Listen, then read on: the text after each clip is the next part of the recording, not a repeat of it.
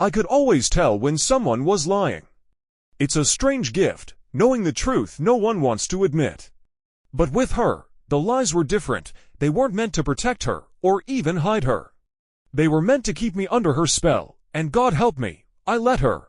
She had this way of looking at me, eyes shimmering with some secret only she knew, just before brushing past, close enough that her perfume would cling to me for hours. I'd feel it on my skin like heat. That night, the house was loud with music and the hum of drunken conversation. She was inside, laughing with him, another him. Just one more in the constellation of admirers she kept in orbit, pulling them closer until they burned.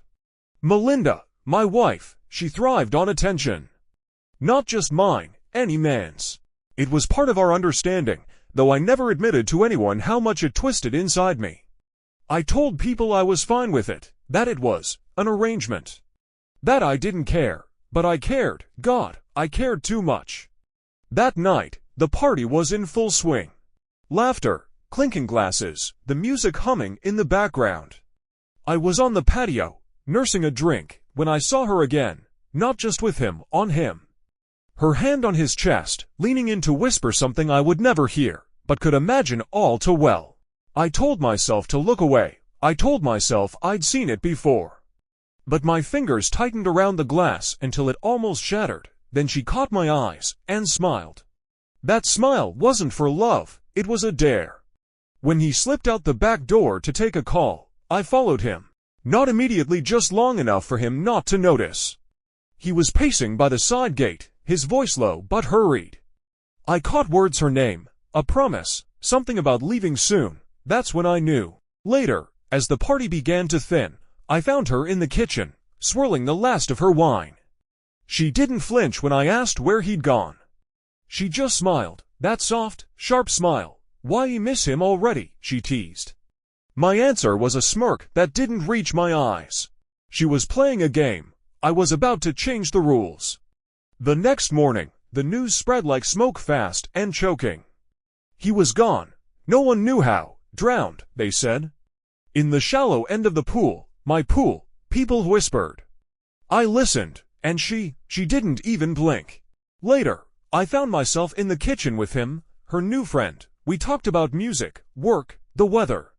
Normal things, but I watched his hands. They shook slightly when I mentioned the river, how deep it ran this time of year. And when I said, casually, it's amazing how quickly someone can disappear under the surface, he didn't know whether to laugh or leave. We didn't talk about it, we just went on as if nothing had happened. Dinner parties, walks in town, her little flirtations with strangers. And me, smiling at the right moments, the perfect picture of a devoted husband. But under it all, I could feel something shifting. Like we were standing on a frozen lake, hearing the first cracks echo underfoot. Weeks later, there was another one, taller, louder, more obvious in his intentions. She didn't even bother hiding it from me this time. They danced in front of me at a friend's house, her hands on his shoulders, his mouth too close to her neck. I watched, quiet, patient, waiting for the right moment. That moment came in the rain. He offered to walk her home. I joined them halfway down the street, my sudden appearance making him stutter a greeting. We walked together, the air thick with tension. When we reached the bridge, I leaned over to admire the river, invited him to do the same. The current was fast that night, cold, relentless. One slip, and the river took him. I didn't even need to push hard. That's the thing about drowning. The first few moments are panic. After that, it's almost peaceful. I can't tell you the exact moment I decided to do something about it. Maybe it was when I saw her in the pool with him, laughing, water shimmering against her skin. Maybe it was when he called me buddy. Maybe it was when I realized she wanted me to react, so I did. One moment we were standing there, waist deep in the pool. The next, my hand was on his shoulder, pushing him under. His eyes widened, bubbles rushing to the surface, his hands clawing at mine. Then came the last one, the one who didn't scare easily. The one who looked at me like he already knew my secrets. She brought him around like a trophy, testing me, waiting for me to break, but I didn't. I smiled.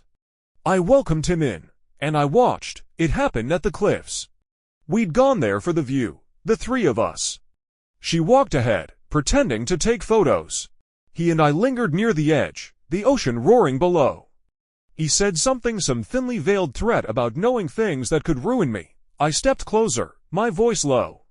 Then you'd better be careful. The wind was strong enough to cover the sound when he slipped. We drove home in silence. She stared out the window the whole way. That night, she poured me a drink and set it in front of me. Our eyes met. No words, no accusations, just understanding. People think love is about trust. They're wrong. Love is about who you're willing to destroy for it. And in that moment, looking at her across the table, I knew we were going to destroy a lot more than just each other.